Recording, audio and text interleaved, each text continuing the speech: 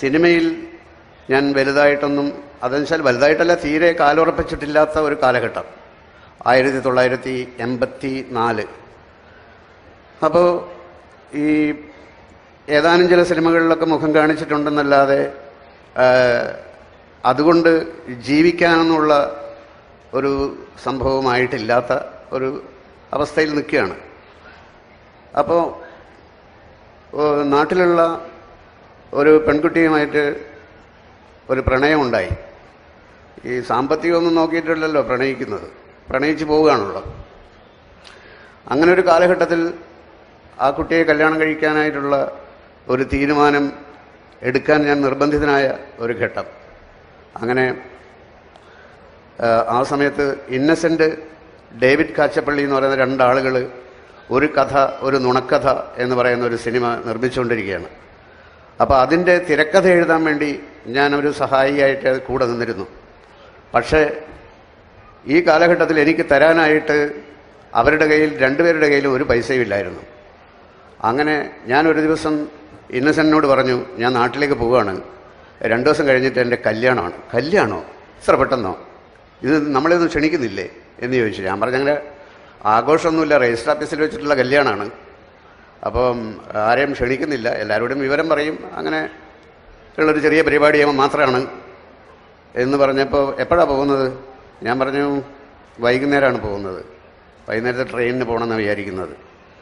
അപ്പോൾ വൈകുന്നേരം ഞാൻ വരാമെന്ന് പറഞ്ഞു. അങ്ങനെ വൈകുന്നേരം വരുമ്പോൾ പുള്ളി എൻ്റെ കയ്യിൽ ഒരു 400 രൂപ തന്നു. ഞാൻ ചോദിച്ചു, നിങ്ങളുടെ കയ്യിൽ പൈസയൊന്നുമില്ലല്ലോ, ഇതെവിടുന്ന് ഈ 400 രൂപ കിട്ടി? അപ്പോൾ പുള്ളി പറഞ്ഞു, ആലീസിൻ്റെ വള, ഈ വളക്ക് മാർവാടിയുടെ കടയിൽ കിടന്നിട്ട് നല്ല ശീലമുള്ള വളയാണ്, നീ കൊണ്ടുപോയിക്കോ എന്ന് പറഞ്ഞു. അങ്ങനെ ആ 400 രൂപയും കൊണ്ടാണ് ഞാൻ നാട്ടിലേക്ക് എത്തുന്നത്. അപ്പോൾ അതിന്, അപ്പോൾ ഇന്നത്തെ പോലെയല്ല, 400 രൂപ കുറച്ച് വിലയൊക്കെ ഉണ്ട്. ചില സാധനങ്ങളൊക്കെ ഇപ്പോൾ എൻ്റെ ഭാര്യയ്ക്ക് ഉടുക്കാനുള്ള സാരിയും ബ്ലൗസും ഒക്കെ വാങ്ങിച്ചു കഴിഞ്ഞതിന് ശേഷം പിന്നെ എൻ്റെ കയ്യിൽ പൈസയൊന്നും ഉണ്ടായിരുന്നില്ല. അപ്പോൾ പിറ്റേ ദിവസം രജിസ്റ്റർ ഓഫീസിൽ കല്യാണമാണ്. അപ്പം എൻ്റെ ബന്ധുക്കളെയൊക്കെ ഞാൻ വീട്ടിൽ അവിടെ ഒരാളെ വിളിച്ചു പറയുകയും ഒരു ഓട്ടോറിക്ഷ എടുത്തിട്ട് അവരെയൊക്കെ വിവരം പറയുകയും ചെയ്തു. ആരും വരണ്ട, വരാതിരിക്കാനാണ് ക്ഷണിക്കുന്നത് എന്നുള്ള മട്ടിലായിപ്പോയി. അങ്ങനെ വൈകുന്നേരമായപ്പോൾ അമ്മ പറഞ്ഞു, രജിസ്റ്റർ ഓഫീസൊക്കെ ഇരിക്കട്ടെ, അവളുടെ കഴുത്തിലൊരു താലി കെട്ടണം, സ്വർണത്തിൻ്റെ താലി കെട്ടണം. ഞാൻ പറഞ്ഞു, സ്വർണത്തിൻ്റെ താലി കെട്ടാൻ എൻ്റെ കയ്യിൽ പൈസയൊന്നുമില്ല, നടക്കില്ല, അതില്ലാതെ പറ്റില്ല എന്ന് പറഞ്ഞിട്ട് അമ്മ ഒരുപാട് വാശി പിടിച്ചു. അങ്ങനെ ഞാനിങ്ങനെ ആലോചിച്ച് നോക്കി, അപ്പോൾ ഒരു സ്വർണത്തിൻ്റെ താലി വാങ്ങാൻ എത്ര പൈസ വേണ്ടി വരും? അപ്പോൾ ഒരു 2000 രൂപ വേണ്ടി വരും. അപ്പോൾ ഇങ്ങനെ ഓർത്ത് നോക്കിയപ്പം അതിരാത്രം എന്ന് പറയുന്ന സിനിമയുടെ ഷൂട്ടിംഗ് കണ്ണൂരിൽ നടക്കുകയാണ്. അവിടെ മമ്മൂട്ടിയുണ്ട്. അപ്പോൾ നേരെ ഞാൻ മമ്മൂട്ടിയുടെ അടുത്ത് പോയി. രാത്രിയാണ്. അപ്പോൾ ഞാൻ പറഞ്ഞു, ഇങ്ങനെ നാളെ എൻ്റെ കല്യാണമാണ്. നാളെ രജിസ്റ്റർ ഓഫീസിൽ വെച്ചിട്ട് ആരെയും ക്ഷണിക്കുന്നൊന്നുമില്ല, എനിക്കൊരു 2000 രൂപ വേണം, ഒരാവശ്യമുണ്ടെന്ന് പറഞ്ഞു. അപ്പോൾ 2000 രൂപ അദ്ദേഹം തന്നു. എന്നൊരു കല്യാണത്തിന് ഞാൻ വരും. ഞാൻ പറഞ്ഞു, കല്യാണത്തിന് വരരുത്, അപ്പോൾ വന്നാൽ കല്യാണം കലങ്ങും, അല്ല എന്തായാലും ഞാൻ വന്നിരിക്കും എന്ന് പറഞ്ഞു. ഞാൻ പറഞ്ഞു, വരരുത്, നമ്മളെ ദ്രോഹിക്കരുത്, കാരണം ആൾ കൂടിയിട്ട്, എന്നെ അതിപ്പോൾ ആളുകൾക്കൊന്നും അധികം അറിയില്ല, മമ്മൂട്ടി വലിയ നായകനായി കഴിഞ്ഞിരിക്കുന്ന സമയമാണ്. അപ്പോൾ അവിടെ ആൾ കൂടിയിട്ട് എല്ലാം കൂടി പ്രശ്നമാകും, ഒരിക്കലും വരരുതെന്ന് പറഞ്ഞ് ഞാൻ റിക്വസ്റ്റ് ചെയ്തു. ശരി, വരുന്നില്ല എന്ന് പറഞ്ഞു. അങ്ങനെ ഞാൻ ഇതുകൊണ്ട് സ്വർണത്തിൻ്റെ ഒരു താലി വാങ്ങിച്ചു. രജിസ്റ്റർ ഓഫീസിൻ്റെ വരാന്തയിൽ വെച്ചാണ് ഞാനത് എൻ്റെ ഭാര്യയായ അവരുടെ കഴുത്തിൽ കെട്ടുന്നത്. അപ്പോൾ ഞാൻ പറഞ്ഞത്, ചാനലിൽ പറഞ്ഞത് ഇത്രയുമാണ്. ഒരു ക്രിസ്ത്യാനി തന്ന 400 രൂപ, മുസ്ലിമായ മമ്മൂട്ടി തന്ന രൂപയ്ക്ക് ഹിന്ദുവായ പെൺകുട്ടിയുടെ കഴുത്തിൽ ഞാൻ കെട്ടിയ സ്വർണ്ണത്താലി.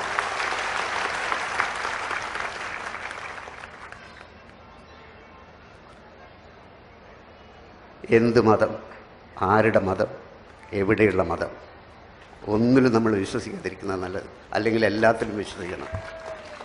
എൻ്റെ നാട് എന്ന് പറയുന്ന പാട്യം എന്ന് പറയുന്ന ഗ്രാമത്തിൽ ജീവിച്ചിരുന്നപ്പോൾ എൻ്റെ ജാതി എന്ത്, എൻ്റെ മതമെന്ത് എന്ന് എനിക്കറിയില്ലായിരുന്നു.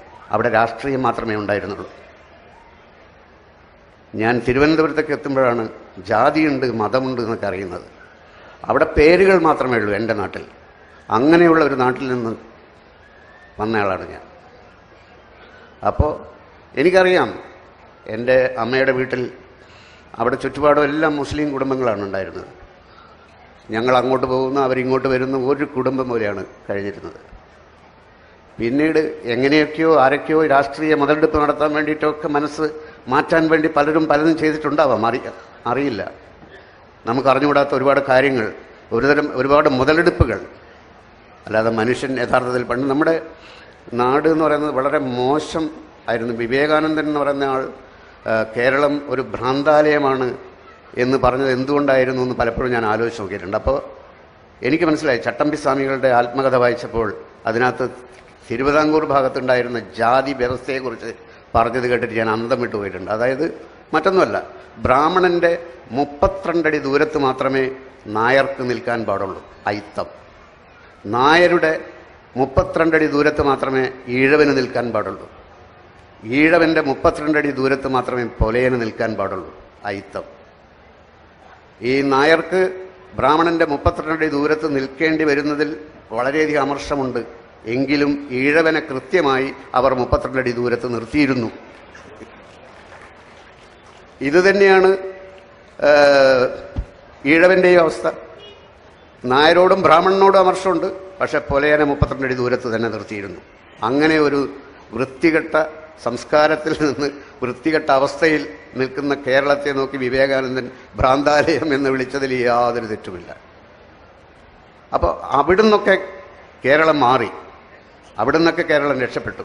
പക്ഷേ പുതിയ പ്രതിസന്ധികൾ പലപ്പോഴും പല ഘട്ടങ്ങളിലുമായി വന്നുകൊണ്ടിരിക്കുന്ന കാലഘട്ടത്തിൽ തീർച്ചയായും മനുഷ്യൻ എന്ന് പറയുന്ന ഒരു മതം മാത്രം നമുക്ക് മതി.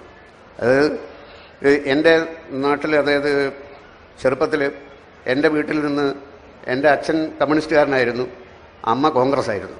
ഞാൻ ഇതിൻ്റെ ഇടയിൽപ്പെട്ടിട്ട് രണ്ടും കെട്ടവനായി. അപ്പോൾ